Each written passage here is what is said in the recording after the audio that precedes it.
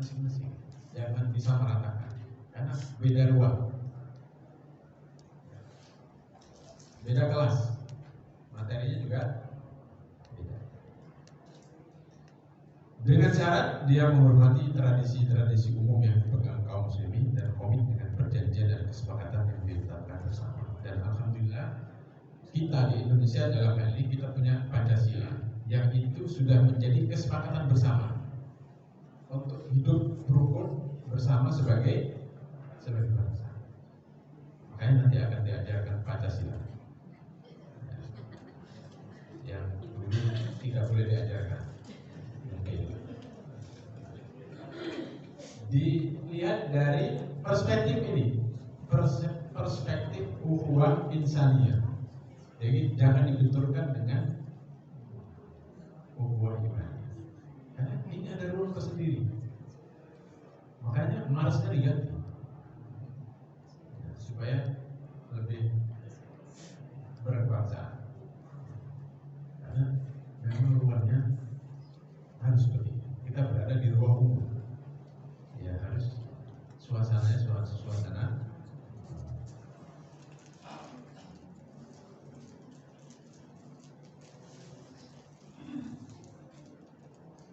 Nah, landasan ayatnya adalah la yanhaakumullahu 'anil ladzina lam yuqatilukum fid-din wa lam yukhrijukum min diyarikum an tabarruhum wa tuqsitu ilaihim innallaha yuhibbul muqsitin. Allah tidak melarang kamu untuk berbuat baik dan berlaku adil. Tidak dilarang berbuat baik dan berlaku adil. Ini nilai-nilai universal yang bisa kita terapkan untuk ukhuwah insaniyah. Berbuat baik. Al-birru itu kebaikan yang bersifat umum. Oke, wa ta'awan 'alal birri wa taqwa. Ini ukhuwah insaniyah dan ukhuwah imaniyah. Al-birri dan at-taqwa. Ukhuwah insaniyah dan ukhuwah imaniyah.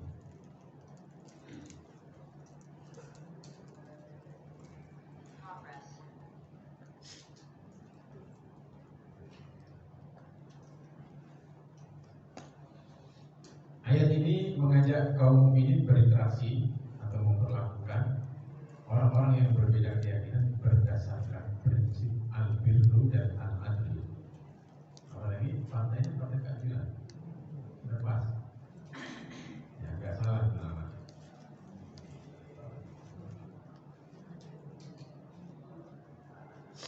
Harusnya partai kebajikan dan keadilan. Kalau mungkin sejahtera itu maksudnya itu al-bir, ya, bagian dari al-bir. Nah, karena kenapa dua ini ditekankan oleh Allah Subhanahu Wa Taala dalam menjalin ukhuwah insaniyah? Ini alasannya. Karena prinsip ini bisa mengekspresikan wajah yang menarik dari Islam dan kaum muslimin dalam menghormati manusia dan hak-haknya di satu sisi. Ya, itu bisa menampilkan wajah. Kemarin gara-gara perlakuannya Al-Qasam kepada tawanannya, nah itu saja luar biasa, dapat respon yang luar biasa dari orang-orang Barat sehingga banyak masuk Islam. Itu maksudnya, ya, berbuat tetap bisa berbuat adil, jangan melakukan kezaliman. Kalau tawanan lakukan dengan cara itu. Allah memberikan bukti pada kita. Bagaimana kalau nilai-nilai diterapkan kepada orang lain itu bisa menjadi etalase yang menarik bagi orang lain untuk masuk Islam, dan terbuktikan di zaman sekarang. Jadi jangan meremehkan sikap kita ramah dan adil pada kita ini sebagai tampilan etalase bagi ajaran-ajaran Islam. Ya, di satu sisi, dan di sisi lain bisa memberikan pengaruh yang efektif pada non-muslim untuk membuka diri terhadap Islam dan nilai-nilainya yang tadi dan banyak orang Barat itu banyak tertutup, ya, tidak mendapatkan informasi yang benar karena dirusak oleh media. yang banyak dikendalikan oleh Zionis. Tapi begitu terungkap, nah mereka seperti menemukan sesuatu yang baru. Karena biasanya orang sana itu kalau masuk Islam langsung pakai jilbab, nggak nunggu lama. Karena itu seperti mencari sesuatu yang selama ini dicari.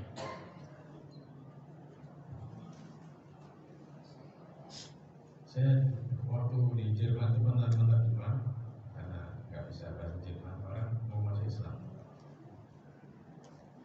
Baru disadarkan pertanyaan pertama dari orang ini, dari perempuan itu, dia katakan, tolong jelaskan saya hukum-hukum Islam apa adanya.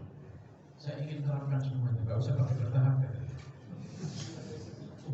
Dasar. Karena mereka sudah terbiasa dengan taat hukum, sehingga dia akhirnya saya jelaskan dan dia siap. Saya ingin begitu. Walaupun pada kesempatan yang lain ada juga kasih syarat, saya mau masuk Islam orang lain, tapi boleh nggak? Saya masuk Islam tapi saya nawar, saya nggak bisa bangun pagi-pagi itu kan. Tetangga saya di atas tuh kalau jam 3 atau 4 saya terdengar mengambil air nih. Itu apa itu? Itu mau sholat subuh. Nah, boleh nggak saya nggak itu? Boleh, ya masuk Islam boleh. Sholat seperti ini. Tapi saya pesan ke mahasiswa, kalau ini bolehnya sementara. Nanti antar terus. Nanti masuk Islam dulu.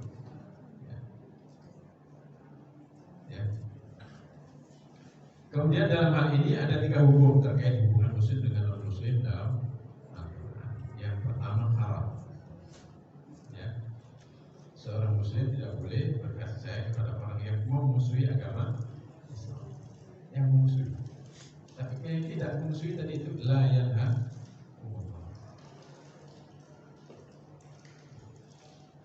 Ayatnya bisa dibaca di surat Al-An'am 1 sampai dipraktekkan di Jakarta ya. Sampai nggak bisa move sampai sekarang ania-ania korbannya. Yang kedua wajib, ya wajib bagi seorang umat muslim wajib berlaku adil terhadap musuh-musuh agama sekalipun sebagaimana dia memperlakukan anak-anaknya. Kalau dia menjadi pemimpin, ya dia harus adil, berlaku adil. Walaupun dia berbeda agama, hak-haknya harus itu wajib bagi penguasa untuk berbuat baik. Kita yang tidak penguasa pun wajib ketika bertetangga dan sebagainya berpihak.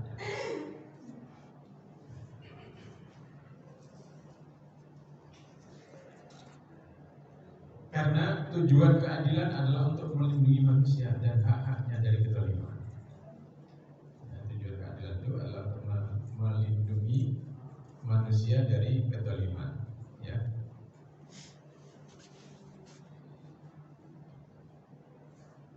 Maka di ayat ini disebutkan wa in hakamta fahkum bainahum bil qisti. Jadi khususnya kepada para pemegang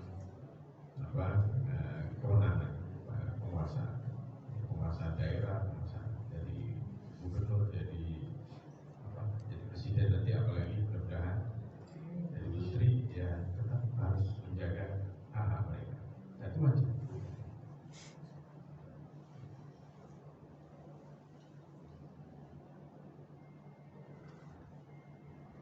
Yang ketiga boleh, hukumnya boleh, yaitu seorang muslim boleh berbuat baik kepada non muslim yang tidak memerangi atau muslim atau tidak mengusirnya dari negerinya. Ini baik-baik saja. Yang kita berinteraksi dengan kebaikan.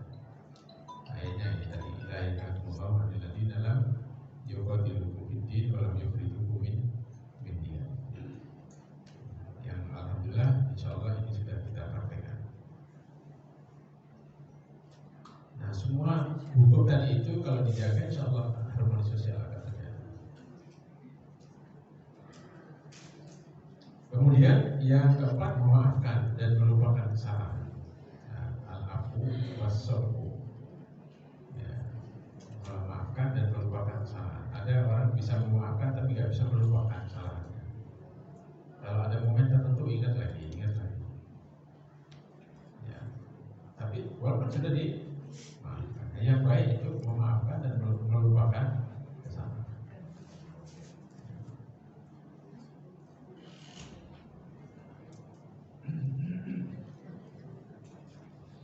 Alladzina yunfiquna fis sarra'i wad dharra wal kadhimina al-ghayza wal 'afina 'anil nas. Ya, di dalam berbagai hubungan sosial lumrah terjadi berbagai pelanggaran dan kesalahan.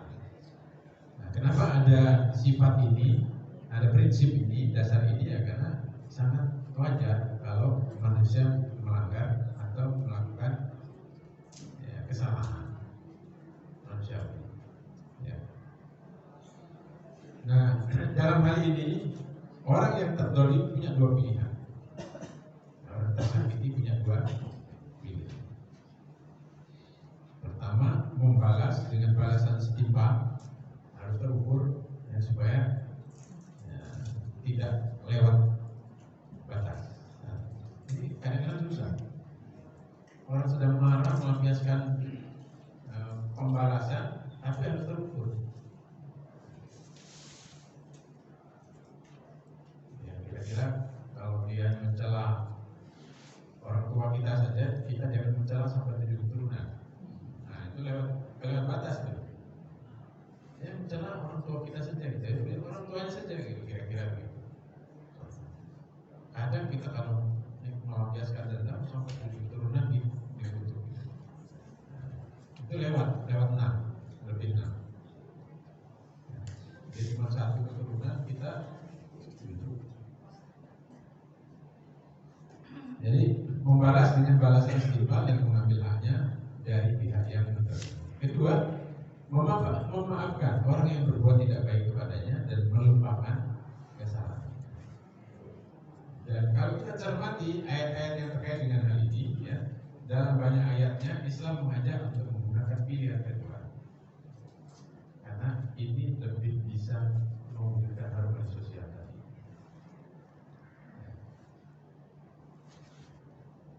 Supaya memutus mata rantai balas dendam, putus dengan memaafkan dan melupakan semuanya.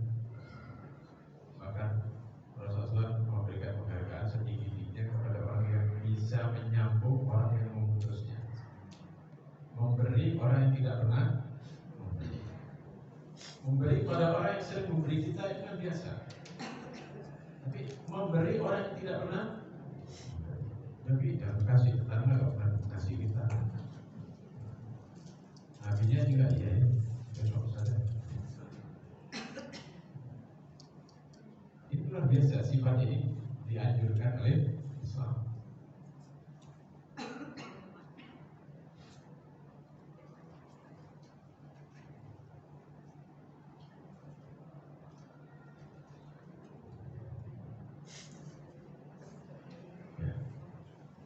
Dalam banyak ayatnya Islam mengajak untuk menggunakan pilihan kedua, ya. Karena prinsip ini bisa mencegah terjadinya disharmoni hubungan sosial dan terkoyaknya jaringan sosial yang ada. Itu tujuannya. Kenapa? Yang kedua itu yang dianjurkan oleh Islam. Tapi kalau nggak bisa, betul-betul nggak bisa, silakan membalas, tapi dengan balasan yang setimpal, diberikan haknya diberikan oleh Islam. Tapi kalau bisa berbagi kebaikan, nah itu diberikan penghargaan. Prinsip ini sama dengan memberikan kesempatan lain kepada orang yang bersalah untuk mengoreksi kesalahannya. Nah, itu maknanya.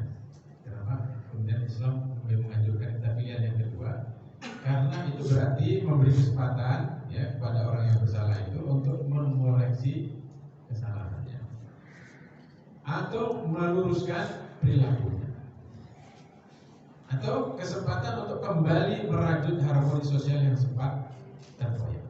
Nah, itu maknanya. memaafkan dan melupakan kesalahan.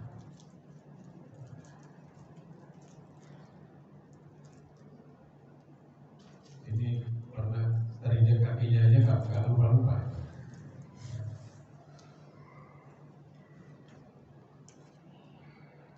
Tetapi dengan syarat menunjukkan tanda-tanda penyesalan atas kesalahannya. Nah, sisi lain dia juga harus menunjukkan ya, penyesalan, minta maaf.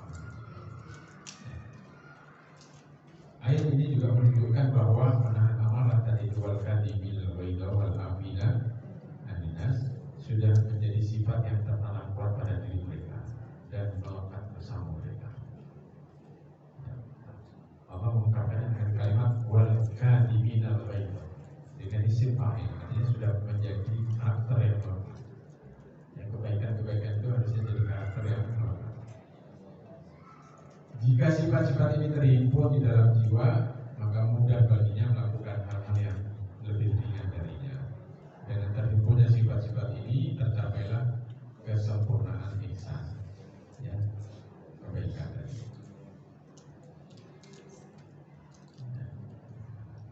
Wal yafu wal yasfahu ala tuhibbuna ayyafirallahu lakum wallahu ghafurur rahim. Ada sebagian ulama yang menafsirkan kebalikannya. Al-afu itu memaafkan tapi tidak melupakan kesalahannya, atau sebaliknya al-afu itu justru memaafkan dan melupakan kesalahan. Mereka berdalil dengan doa Lailatul Qadar, Allahumma innaka afuwwun tuhibbul afwa fa'fu anni ya. Makanya nanti di akhirat ada yang diampuni oleh Allah, tapi catatannya masih ada, diperlihatkan oleh Allah supaya kita bersyukurnya bertambah besar.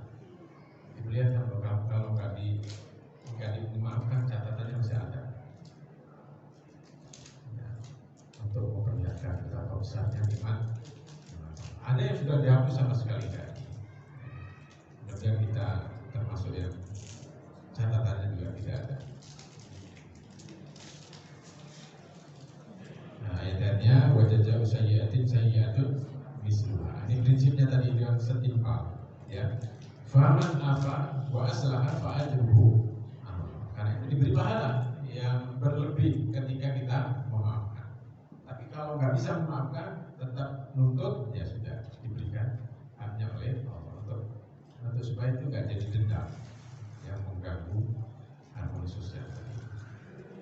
Yang kelima, saling menasihati, ya. Saling menasihati. Nasihat itu adalah perkataan atau perbuatan yang mencerminkan niat baik kepada seseorang. Tapi kadang-kadang niat baik itu juga harus disampaikan dengan cara yang baik. Tidak cukup hanya niat baik, tapi dengan kata-kata yang baik, momentum yang baik. Nasihat ini salah satu cabang kewajiban amar ma'ruf dan nahi munkar. Nasihat mengungkapkan rasa tanggung jawab seseorang. Ketika saudara kita menyampaikan nasihat, itu dia sedang melaksanakan tanggung jawabnya kepada kita. Maka terimalah nasihat dengan positif. Dari siapapun, ya, dari siapa.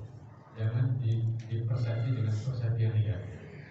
Karena nasihat itu wadakir baik nanti kerot dan kaul bermanfaat baik.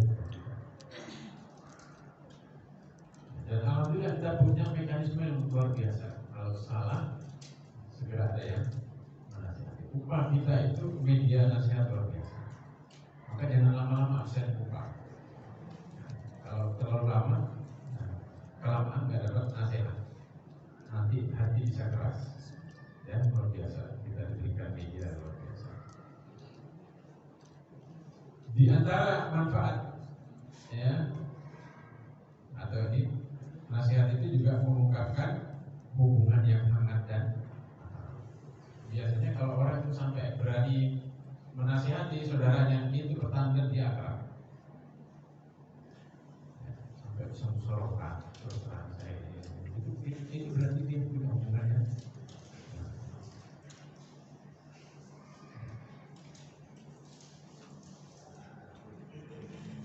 Sampai kalau di Surabaya itu kalau nasihat di celah-celah biasa senang dengan bahasa celah. Itu kan akrab. Tapi kalau belum akrab jangan pakai bahasa Surabaya. Hanya bisa dilakukan oleh para ahlinya.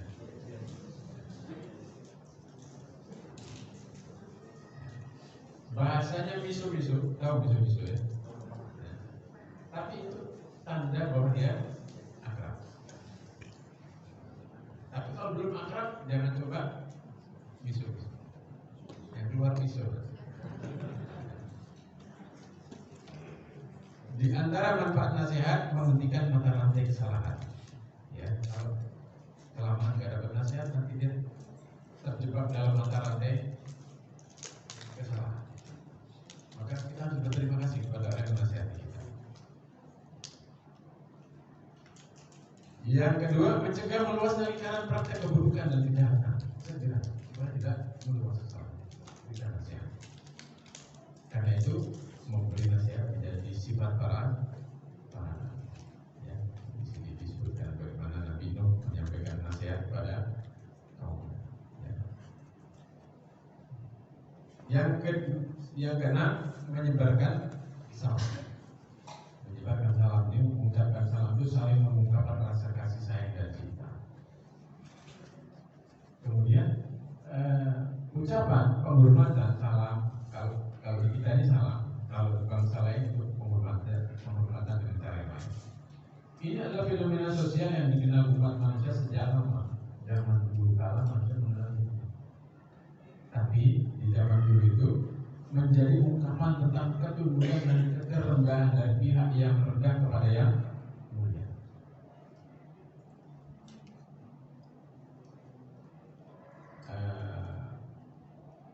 Kasta ini ke kasta itu ada ungkapan penghormatan sendiri. Kalau enggak dia. Dan kadang yang lebih tinggi kedudukannya enggak wajib jawab salam atau jawab penghormatan. Karena jawab ya gitu aja. Kalau dalam Islam justru ya mengucapkan salam itu sunnah, tapi menjawabnya yang wajib. Kalau yang mengucapkan yang di tingkatan yang lebih rendah, nah, dia mewajibkan orang yang lebih tinggi untuk melakukan sesuatu untuknya. Nah, Islam mengajari kesetaraan luar biasa. Ya. Dan tidak ada orang kaya harus lebih dulu mengucapkan salam kepada yang miskin. Yang ada yang berjalan kepada yang posisi fisik. Tapi kalau kekayaan pangkat nggak ada.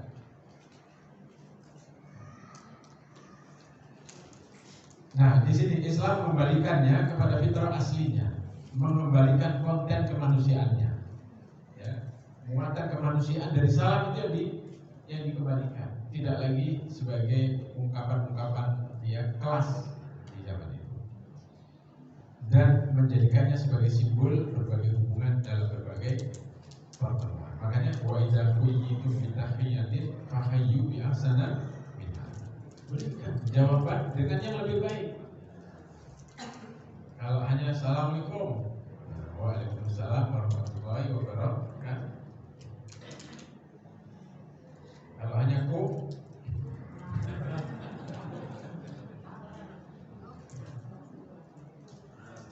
terlalu pelit. Ini falsafah salam. Islam menjadikan ucapan salam sebagai salah satu sarana penguatan hubungan sosial karena bisa menjadi kunci pembuka berbagai sumbatan hati. Kalau sedang marah itu sebenarnya kita dikasih ini, yang langsung itu kasih ucapan oleh Allah, ucapan salam. Insya Allah kalau kita bisa mengucapkan salam selesai. Keluar rumah marah. Kita sampai rumah salam salah dijawab. Iya bi masuk. Padahal tadi berangkat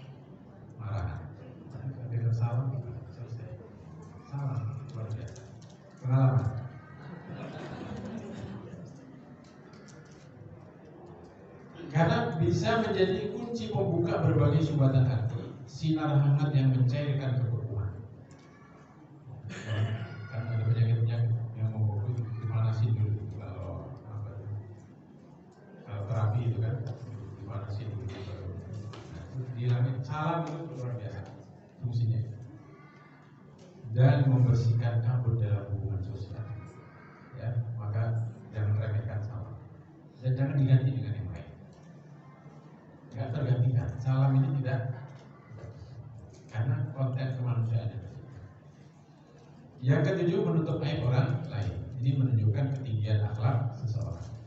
Apalagi di zaman kita sekarang, fenomena kalau ada kesalahan dikit disebarluaskan. Ini jadi dasar tercapainya harmoni sosial luar biasa. Yang kedua, menutup aib orang lain itu memberikan pengaruh besar dalam menguatkan hubungan sosial.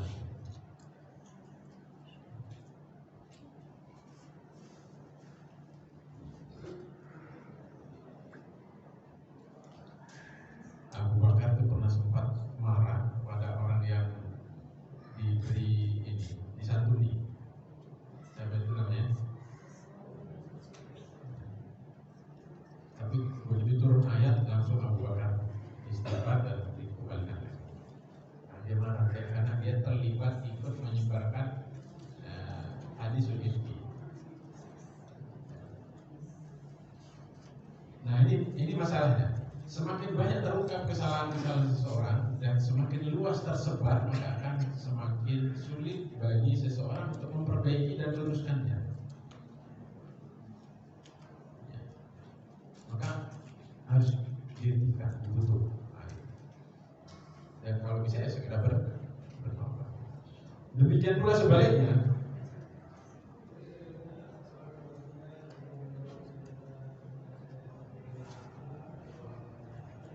Semakin tertutupi dosa-dosanya dari manusia dan tidak tersebar luas, maka semakin mudah baginya untuk bertaubat dan memperbaiki diri. Kadang ada orang sampai pada titik nekat, adalah dari dosa-dosa. Tidak akan sebab.